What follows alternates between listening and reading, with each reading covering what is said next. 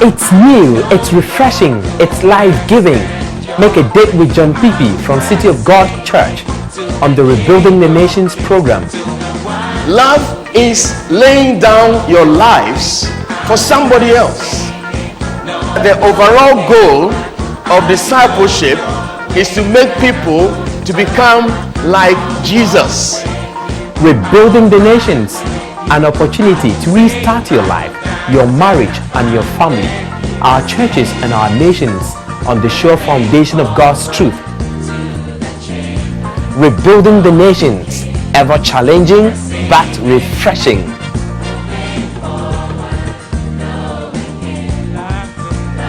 Welcome to this marriage talk time. My name is John Kpikpi. I'm the pastor of City of God Church, and my wife Alexandra and I are going to be discussing about the subject of understanding conflicts in marriage.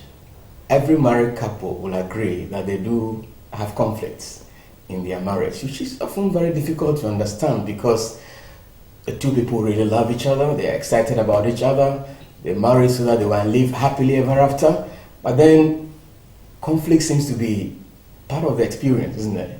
That's right. And so today we want to try and understand the roots of these conflicts, probably trying to help us to find ways of dealing with them properly.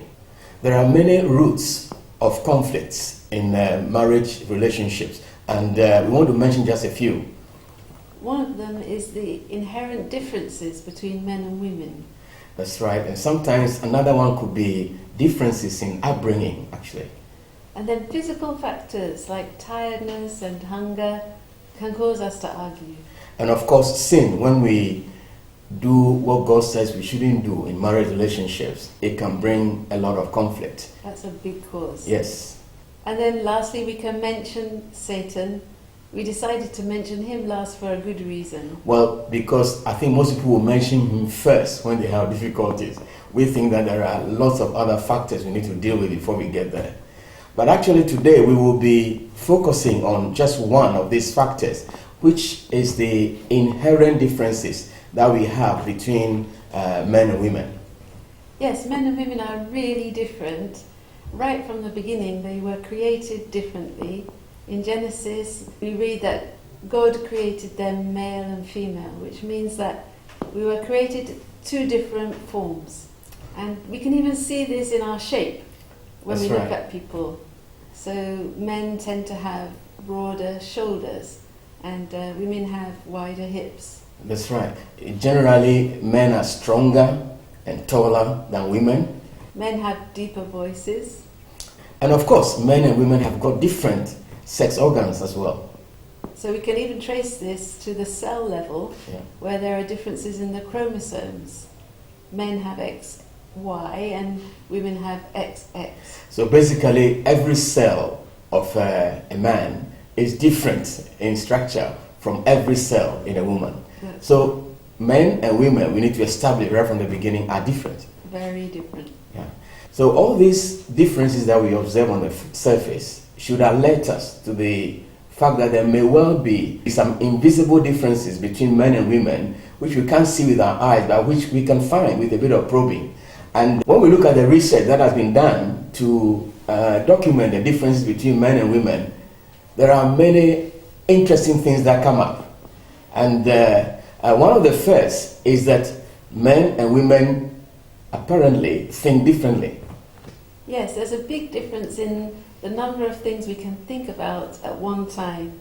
Yeah. So we find that women will be thinking about so many different things at one time, whereas a man tends to focus on just one before moving on to the next. So a woman's manner of thinking is almost like on a laptop where you open several windows at the same time and try to work with all of them at the same time. While it looks like a man's way of thinking tends to focus on just one thing at a time.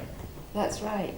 I think if you go to any marketplace, you can see this in action with That's the market right. women. Yeah, I'm amazed, for example, when I go to the market and I see a woman who is trying to sell to one person and then at the same time trying to give a change to another person who is also just being served.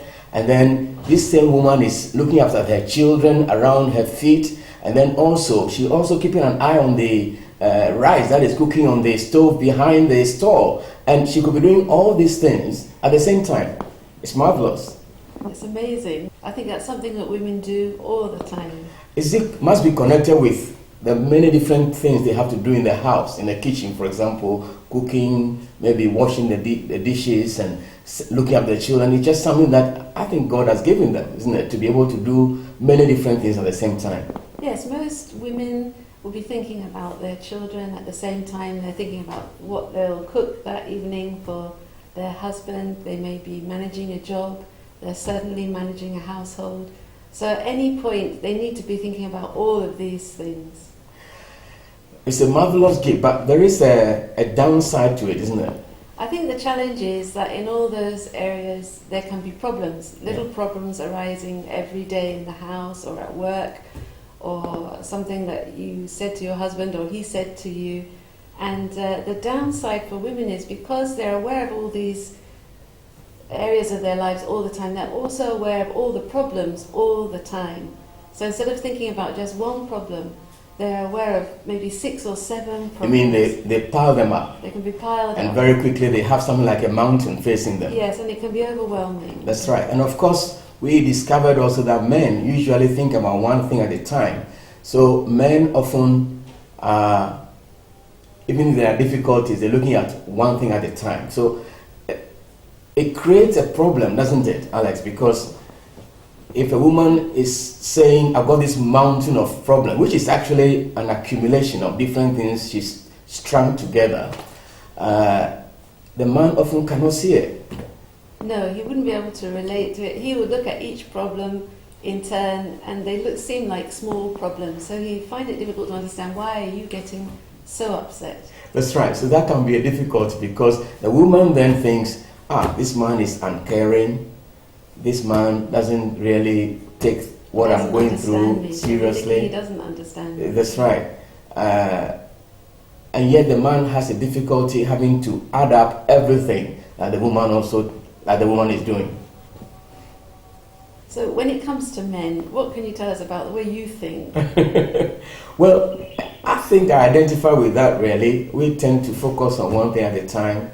And the plus side is we can make decisions more easily, more boldly, without having to take into account all the many different little things that would affect it. We're able to be more decisive. And that's, I understand, a plus. The other thing is we can also dream big dreams and be able to aim for bigger things for the family and for our work and all that kind of thing that we're involved in. So those are the pluses. But the downside, obviously, as I already mentioned, is we are, quite frankly, often unable to see this mountain that our wives are laboring under. And that makes us come across as very poor, unsympathetic, and uncaring. So knowing these differences in terms of the number of things that we can think about at one time, how does it help us, do you think, to know these things about each other? Well, I think that for the man, if you understand that your wife has been fashioned to take account of so many things at the same time, and that is what is actually working against her in terms of piling up the problem, you will be more sympathetic, won't you? You will be more understanding and not be irritated, because sometimes we feel like, come on, forget about that and pull through, you know. But actually, we need to learn to try and enter into their world. It's very real for them that they actually have got 10 things and we can see only one, but we need to try and enter into their world.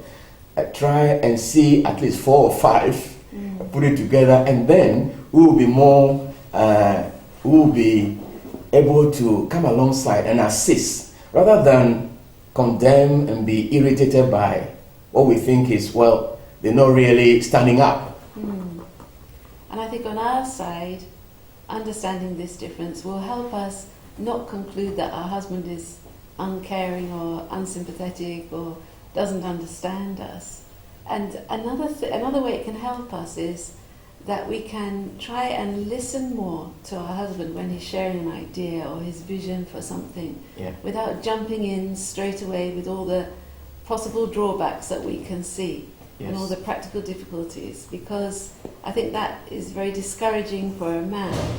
I think if we can learn to first of all listen to the idea and get excited about the idea, and only later draw in some of the practical issues that might arise as a result of it. That's right. I want to just step back a bit and say something that we do together. Maybe you might remember. When I find that you are really overloaded with things, 1, 2, 3, 4, 5, 6, 7, 8, 9, whatever, I think more than once I've asked you, come on, Alex, can you just list all the things for me? And when you write them out, all these windows that are open, then what I do next is I say, can I take this off you, or take this off you, or then I take another one and give it to someone else who can help you with it, another person who can help you with it. Or what you find helpful is when we just reckon that those things are there, and then we make a plan about how we're going to deal with all these many different windows or problems that are open before us. Then I think that you tend to relax after that. Yes, it's very helpful. Yes. So it's just getting into your wife's world and offering a helping hand, and sometimes it boils down to simply saying, can I carry this or carry that for you? Yes. I think another difference that we've discovered between men and women, or husbands and wives, is what registers with them as really important. Yeah, that's right. And I think we've realised this when we go to visit people. If you go and visit someone and come back, or if I go and visit someone and come back, and then we're talking about it, you'll ask me, what about this? And I wouldn't have asked that question. Yeah. Or I'll ask you, what about that? And you haven't asked that That's question. right. Yeah. And it's just an expression of, again, an important difference in men and women. Different things carry more weight with men than with women. I think in our case, and for lots of couples, one thing that registers more highly with the wife than the husband is family celebrations, family events, and annual celebrations. So I'm talking about things like Christmas and birthdays, wedding anniversaries, sort of high days and holidays. I've realised that they figure much more highly in my thinking and planning than maybe they do in yours. That's right. And so I would want to think and talk about them a lot more before they actually happen. I would like to do all the planning in advance. And then when the day itself comes, I just want us to give the day to that. That's give right. time to that, give attention to that. And that's been a source of conflict for us. That's right. I remember on one of my birthdays, you and the children were planning this amazing birthday party for me. And I thought the time for the party was at 5 p.m. So between 10 and 12 o'clock, I scheduled a discipleship meeting with one of my guys in the church. And I was surprised you didn't like that. I wasn't very happy about that. Yeah. And I thought, what's the great deal? Of course, I'm going to be coming into the party at 5. We'll finish this thing at 12 o'clock. So why was it a difficulty? Whereas I was thinking, this is the day, this is the party day. Yeah. So all I wanted to think about and talk about was the party, and I wanted you to be thinking and talking about it too. That's right. And I remember the girls came around and said, oh, Daddy, you got to get in the party mood, and you shouldn't be talking to somebody at this time. I found that a bit strange, but I suppose we have to learn, isn't it? Yes. Yes. So those days, like birthdays and anniversaries and all that, they register more with our wives than with men generally, and so it can create conflict. So what's the way forward? I think that the women should teach us. Our wives should take time and explain to us that this really, really matters to them. And in fact, not once, not twice, they should really keep at it. Eventually we'll get it. But the other thing is, I just feel that we men as well should aim to grow into seeking to understand and appreciate the things that really matter to our wives, which is another word for loving each other. Yes, and a practical tip is talk about it in advance. Yeah. Don't wait for the day to come and then be upset. But say to your husband, this day is coming up, this is how I would like us to spend it, so that he knows, so that he can do what you want. But if you haven't communicated it to him, he wouldn't necessarily think about it in advance like you are. And I also think maybe you could appeal to our wives not to actually conclude that we are completely uncaring and wicked and that's why we didn't remember or that's why we didn't do this. I think it's something like that's how we are. We'll try and learn, but we really want to appeal to the women not to draw huge conclusions from when we forgot the date and that. We really shouldn't. But if we do and find other things happening on the day, please forgive us but teach us about it. We'll forgive you. Another difference we found between men and women is in the area of communication. We discovered that the reason why men communicate, believe it or not, is simply to communicate, to pass on some information. But I hear it's different from women.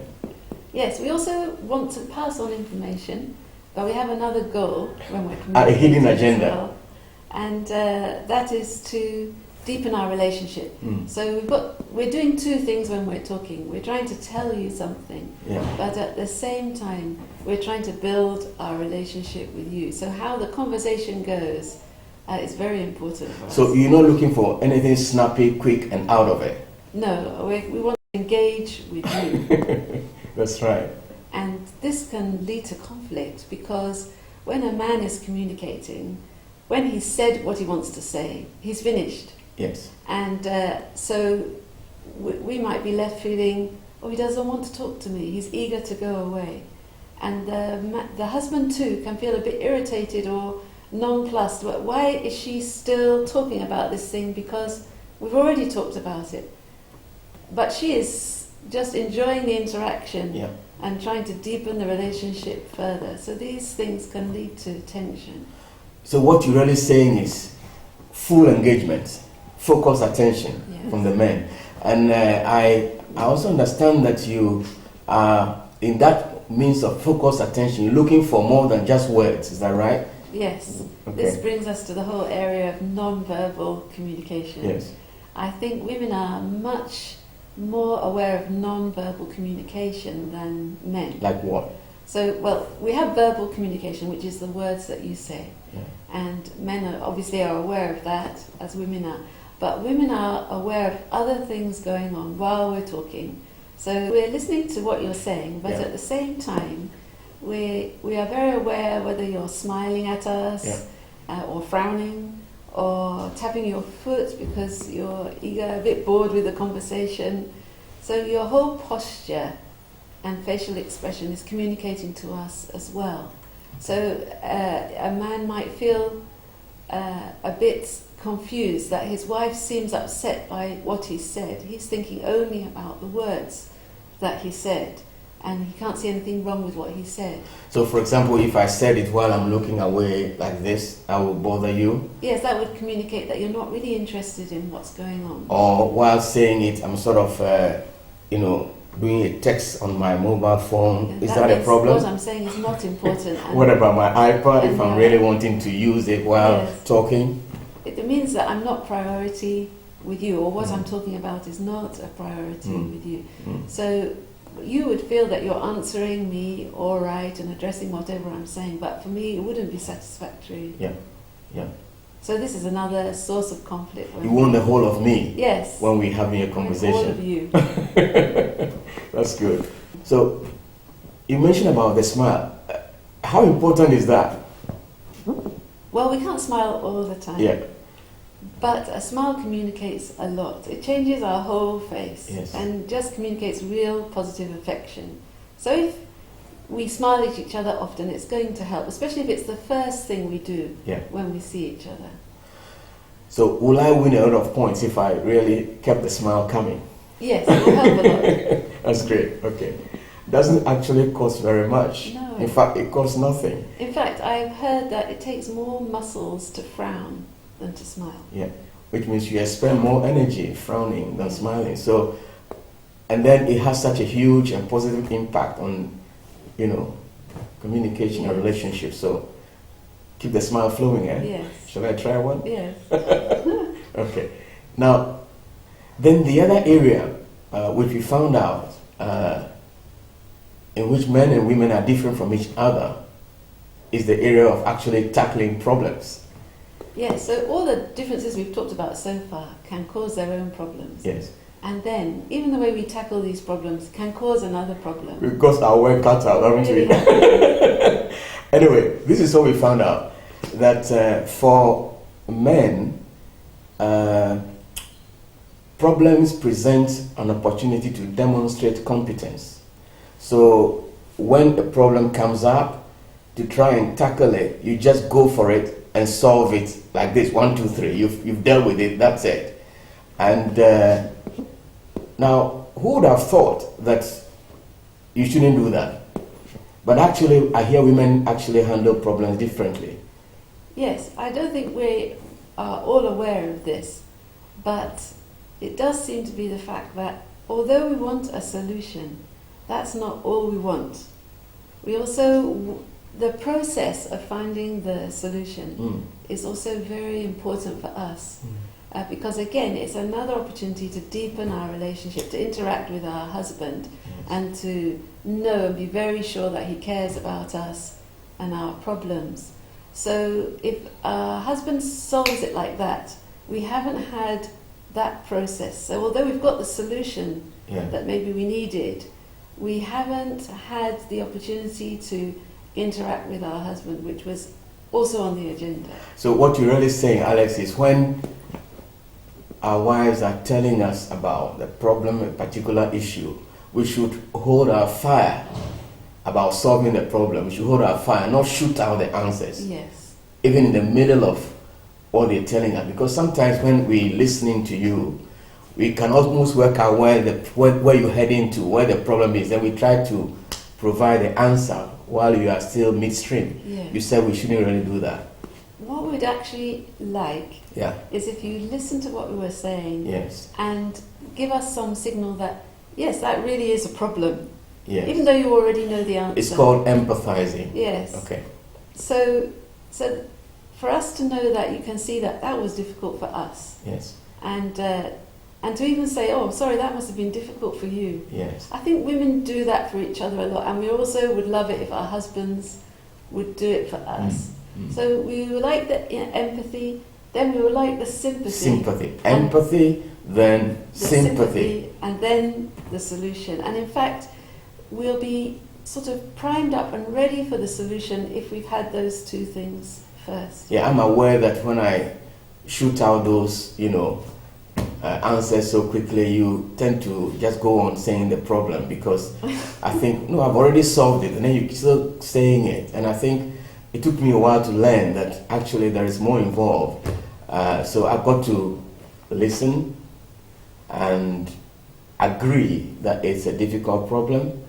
Sometimes it still isn't to me. That's some of the difficulty. For example, I find when the electricity goes off and you come and tell me about it, in my mind, so what? You got to understand, I grew up in a town where there was no electricity for the first 15, 16 years of our life. And so then when I went to secondary school, we got electricity only in the night when the generator was switched on for us to study. So when we get electricity, 14 hours a day or 16 hours a day, it's just wonderful. Well. We're doing well. But of course, I've got to remember that you come from a country where, I lived in the UK for about 4 years. The power went off once when there was a mighty great big storm. So it's a difference, isn't it? There's differences in upbringing again. It makes your expectations different from mine. And the result is, I can't quite get it. But what you're really saying is, we've got to learn to step into our wife's world. You also got to learn to step into my world. Yes. So when I turn out to be unresponsive about power, for example, or for that matter, water supply, which actually, again, a similar sort of situation, I know you always come up and tell me, oh, the water has gone up, and I thought, so what? But actually, I got to try and understand that similar considerations are there where you've never known it. So I got to learn to step into your world and try and identify with that. Yes. Another name for that is loving. Yes. That's right. So husbands, your wives are saying they've got two agendas. One is slightly hidden, but now they are making it known to you. When they come to talk to you about their problems, come on, not only take in the information, but allow them to go around it and say it again and be so totally focused while they're saying that they would see that you are actually deepening your relationship with them rather than snappy, quick things that we often tend to do. Yes. Yeah. Exactly. Okay. So we've been talking about 4 inherent differences between men and women. We mentioned the difference between how men and women think. Yes, the number of things we can think about at one time, very different. That's right. We've also mentioned about what actually registers with us, what carries weight with women may not necessarily carry weight with men. That's right. And then the whole area of communication, how we communicate and why we communicate, different in both cases. That's right. And then finally, we've just been discussing about how we tackle problems itself could be different. Yes. So what does all this knowledge help us with then? I think it's very, very important to understand firstly that we are different on nearly every level. To respond to that, a man's goal should not be to try and make a woman into a man. Neither should be a woman's goal to try and make a man into a woman. In fact, if you try and do that, you might get a pretty boring partner with you. Yes. Men have been made by God to be men, and women have been made by God to be women. And this understanding helps us to accept one another. Actually, it's actually a great thing to accept one another as we are to begin with. And that acceptance is going to forestall a lot of conflict. That's right. Because the other thing I see here, Alex, is that we will be able to have more realistic expectations of each other. So if your birthday is coming and I'm not jumping about singing and dancing because birthdays are coming, I'm not overly excited, I think you should expect me to get involved, but your expectation should not be for somebody who has just built a house, which will probably be something more exciting for me. Yes, I think if I understand you more, I won't tend to get hurt. Yes. By that difference in reaction. I'll understand it. Yes. But I'd also hope that as the years go on, you'll learn more to join in. That's right. As you're understanding me as well. And also when I tell you about the foundation has just been dug for our new house and you are not jumping about, excited about it, I should also understand that, because those kind of blocks and earth and those kind of things don't really carry a lot of weight. It's not really my thing. But if I'm growing in understanding of you as well, I can start to take more of an interest. That's right. Yeah, and congratulate you and rejoice with you in the things that you're also finding interesting. So more realistic expectations will save us from actually thinking too much about little things that have happened. Yes, and being hurt. Yeah. And drawing the wrong conclusions. That's right. It's so helpful to know that. And then, so we're talking about acceptance of the differences. Yes.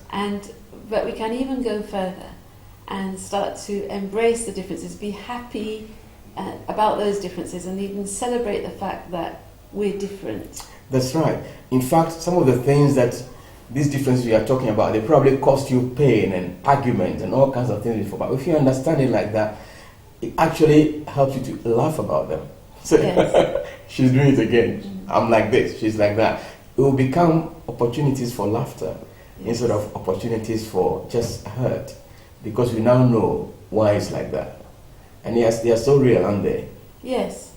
And we can even be thankful for them, knowing that God made us different for a purpose. The word there is to complement each other. Yes. He made us different so that when you are strong, on keeping all the windows open, like Microsoft Windows on your computer, everything open, it becomes a worry, a burden, a weight for you, well, then it provides me with opportunity to come and serve you and to come and try to help you.